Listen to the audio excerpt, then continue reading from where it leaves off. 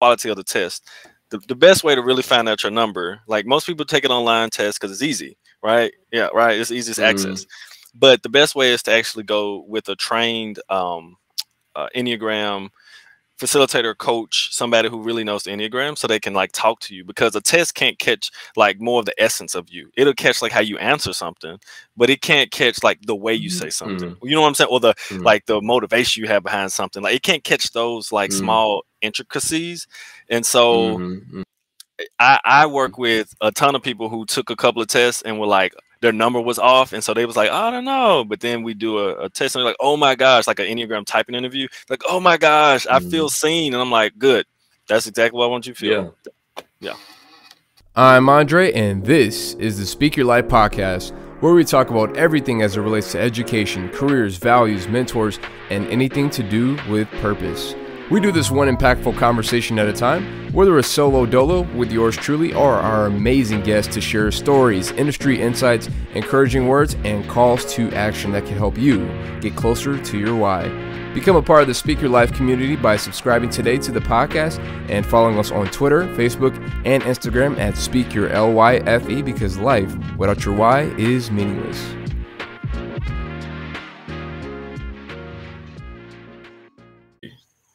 Okay. All right, cool. Yeah. All right, cool. All right, welcome everybody to the Speak Your Life Podcast. My name is Andre, and I'm your host. We just wanted to say we're excited that everybody's here today, and we have a very special guest in the building. Me and this guy go way back. Since college. I was a freshman, he was a senior. We just been rocking it ever since. And this guy now has he's an author, he's a consultant, and he is a Enneagram coach. Please welcome Milton Stewart to the show. Welcome. Appreciate it. Thank you for the intro, man. I appreciate it. We do go back. Yeah, we do. We were talking about that actually when you came to town like last week. So we were he was doing his consultations of how we connected in Atlanta, and because I was like, yo, where are you gonna be doing your consultation at? You like, oh, you know what, I'm actually gonna be in Atlanta. I'm like, then let's connect. I totally forget we were talking, and I was like, oh wait, you live in Atlanta. I was like, duh. Yeah, so it's all good. But we made it happen. So the man, let's go ahead and get right into things. So before we get first of all, 1 to 10, how are you feeling today in this moment right now? And be as honest as you want to be. Oh, that's the only way I know how to be. But I'm probably feeling 8 right now. There's always 8? That's good. Yeah, there's always levels to grow more, but oh yeah, feeling good. Good. All right, ready to speak your life? I'm ready to do this. I was trying to actually drop what you put in the chat into IG right now. That's the reason I was on my phone. Were. Yeah, so that people. Oh yeah. So no doubt. Here, but let's see. Let me. I can copy and paste it right now. I mean, if you get it right away, that's cool. Because if you could like pin it, then like on there, then that would like people can get the 2-for-1 special. I see. Yeah. I just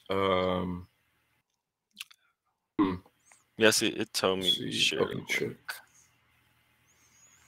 Man, they got so many letters up in here. Yeah, it's a lot. It's basically like a crypto wallet. You ain't lying. And they be like, don't show anybody, don't tell anybody your little letters. I know, right? Like I'm not worried about those people. Yeah. I'm worried about the people I cannot see when it comes to crypto. Man. That's a whole nother story. But Oh, that's an I inhale Let's back see. to back. Okay. I'm trying to. I guess for some reason Okay. with the IG, I'm only able to control the comments from here on this end, not actually Okay. on the app itself, which is weird. Oh shit. As a Let me user, as my personal. let, let, let me grab my Just charger. did it. Okay, cool. Let me grab my charger real Okay. quick. Because it's All right, cool. Oh. While he's waiting in the meantime, guys, we got some cool t-shirt designs that will be dropping real soon. So stay tuned for that. We'll have that on the website. We'll have the link on the bio for you to purchase those t-shirts. And we have some exciting news because we got some things popping up for season 3 as well. And while he's getting his charger, we will be closing season 2 very soon. In 2 more episodes. All right. He's ready to speak his life. So, first question is, we like to ask everybody, we like to say, hey, share that the day you were born to understanding why you're born. If you want to give us a day, year, and all that kind of stuff, that's cool. If not, if you can just give us the era, what was going on during that time period, then that's cool too. Okay. Which I don't know how you keep your podcast episodes under like an hour and a half when you ask people that first question, because boy, that is a loaded one. Well, now try to keep them under 5 minutes on that one. Now this is a story all about how my life got flipped upside down. No, I'm just playing. All right, Will Smith. No, right. So, started in Memphis, and when we tried to do this episode the first time, talked about how I grew up Section 8 housing. Really strong, good mom who put me in a lot of different activities to do different things in life, to gain experience, to have exposure to things that weren't readily in necessarily our neighborhood, to meet people who didn't exactly look exactly like us. So that is a big piece of like my upbringing, is never really having a Saturday where I just like sat back and chilled. I was always in some type of activity, doing something, not at home usually, which really helped to kind of cultivate and really grow different parts of me that helped me to see beyond my neighborhood. Because if I stayed and just lived in my neighborhood the whole time, I probably wouldn't be where I am in this part of my life. I grew up with people who, did not make it because of environmental circumstances. So I think that is one of the humble beginnings that I always I try to look back on every once in a while, just to remember where I come from, to be humble about it. And so growing up, I did sports. I did a lot of different activities and things that were fun and good that helped me. I did really well. I really excelled in track, and I had a really good coach in track. Basketball was the main love, but I really excelled in track, and so that they got me like a partial scholarship to the college we went to, which really helped me. Which was interesting. The path for me into where I am, trying to make some connections, is that in the high school area, the high school time, there was always a deep yearning for me to be better, for me to, and not like necessarily better externally, but better internally. There was always something there. I couldn't really put my finger on it, couldn't really describe it, I would say then, but there's always like a thirst, a hunger to grow, to be better, to do a little bit more, in the sense that I there's more in me. I can be more. I can be Yeah. better. So it was a deep drive for me, and always was there. I didn't know what it was, but I was always interested in those things. So I did get a little interested in personality stuff during high school, like later in high school. And I remember always, and this is a part of my type structure, Enneagram type for people who don't know what that is, but a Mm-hmm. personality. It's always kind of looking forward, and there's a pro and a con, right? The pro is Mm-hmm. that I can structure and be structured enough to figure out what are the next steps so I can like find some type of way to be successful or to be happy or something going forward, right? The downside to that is I can miss what's going on in the moment. And so for my graduation, everybody was like, "Whoa, Mm-hmm. we graduated high school." And I was like, "Yeah, but we're supposed to." And I'm waiting for the next Yeah. level. Right. I was like, Mm-hmm. this is not a big deal for me. Like, so I didn't take senior heads. I didn't do any of that stuff because I was like, this is not what You didn't take senior heads. What?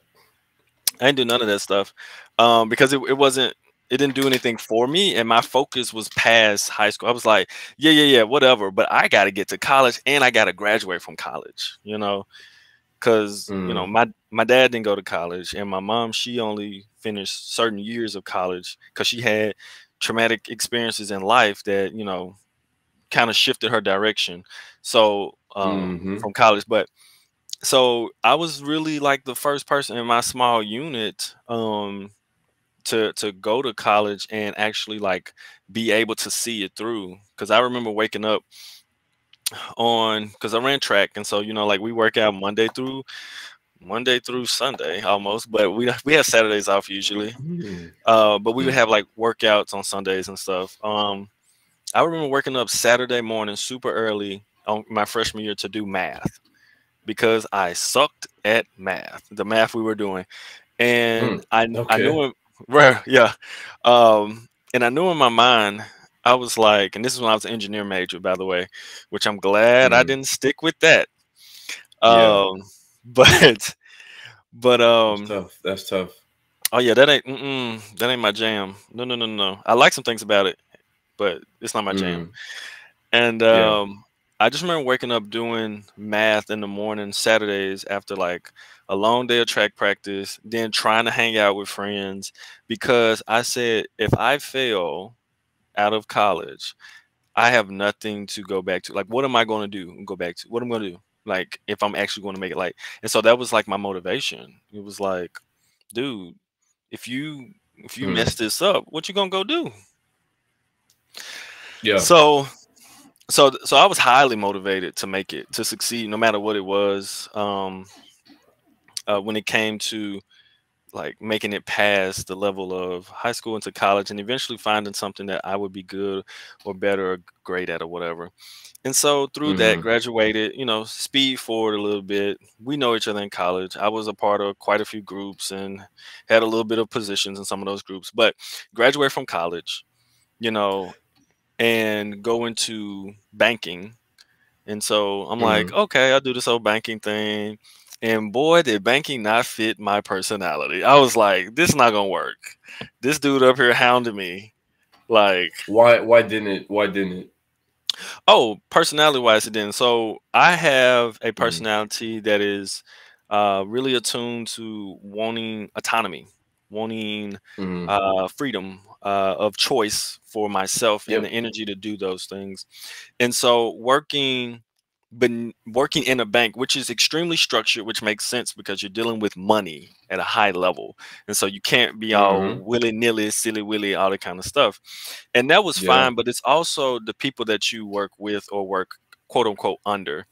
And at the time, the manager that I worked under, which he's actually a much better person now, which is great.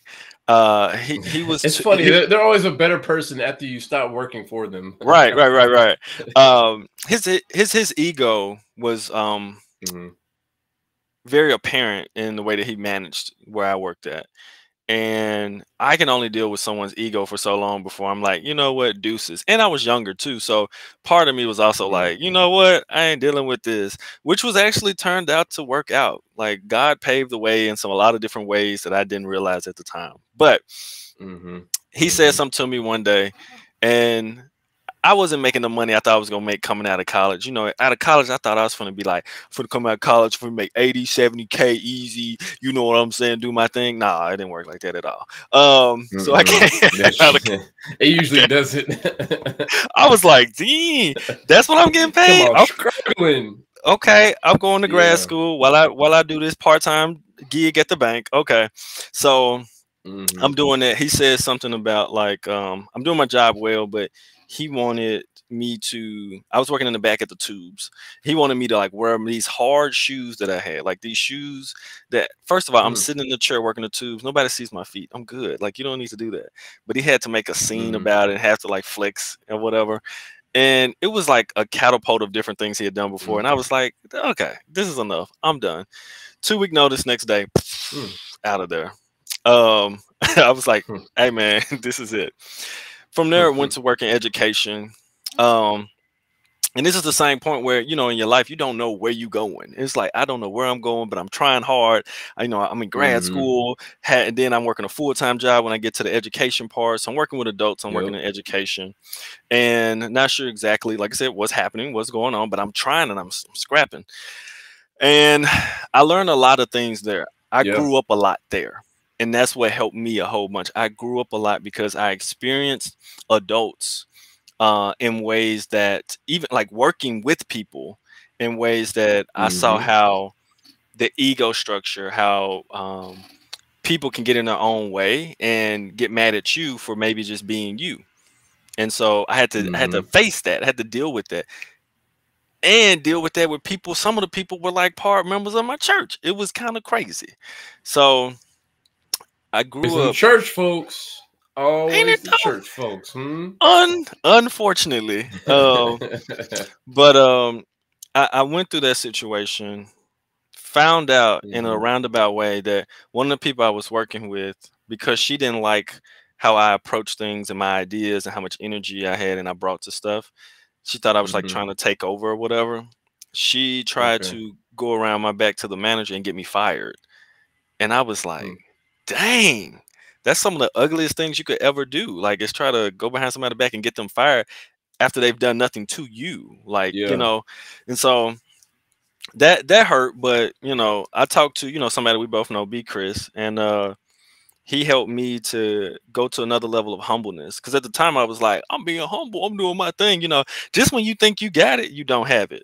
And that means there's a deeper level for it. And so I remember coming back that next week and, man, I brought my physical Bible, which, you know, people don't carry those around much anymore. And I had that joker on my desk while I was at work and I was doing like my work. And I was like, I'm not going to be vengeful towards her. I'm just going to let it ride and I'm going to be in my lane, do my best and like keep moving forward. And if I need to find and look for another job, I'm going to do that. But I didn't have to. I got a call. I got a call on the phone from somebody. It was like, I don't know, 9:30 at night. I was at Chick-fil-A. And it was a good friend's sister, and she was a principal of the school. And she was like, hey, we got this position, and we really need somebody to fill it. We think you can fill it. You know, it's kind of a gadget role. You know, you do multiple things. You know, I was like, oh, okay, I'd like doing multiple things. Let's talk about it. You know, I'll try to interview, like, how much does it pay, all this type of stuff. And the interesting part about it, and this is where the humbleness and like God doing his thing comes in, is the fact that like the position paid the person who was trying to get me fired, it paid $10,000 more than that person was making. Like, and that person always had these issues with me and was trying to do all this stuff and like, you know, sabotage my character and stuff like that, unfortunately. But and like when me being humble, I got a call. I didn't have to reach out. I had to apply. I got a call from somebody. They called me. I went in for the interview, crushed it. And I was working at this job. And this job here in education, it was working in an elementary school. And it was a big gadget role. Like, dude, I was doing everything from like making sure our tests were right, making sure our funding was right, making sure kids learn certain things. Like, dude, it was crazy. It's a charter school. So we're doing everything. It's all kind of stuff. Kids trying me different days. And I got to figure out how to make sure I don't get fired for kicking the kid in the head. You know what I'm saying? No, but I love the kids. But they do make you want to do some stuff sometimes because they could come for you and they good at it too. But nevertheless, one of the things they do. It's Atlanta. You know they know how to get to you. It's like, oh, okay. But But yeah, so that place, man, like the other place I grew at Hope Works, but like at this elementary Uh-huh. school, dude, I grew monumentally, exponentially, Mm-hmm. because Yeah.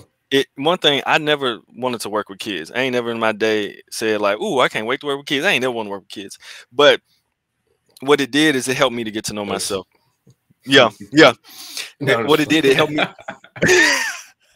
It helped me get to know myself better. But it helped me get to my mm-hmm. heart. And this was a place where not only my personality, but in general, as Black men, we have a hard time going to, right?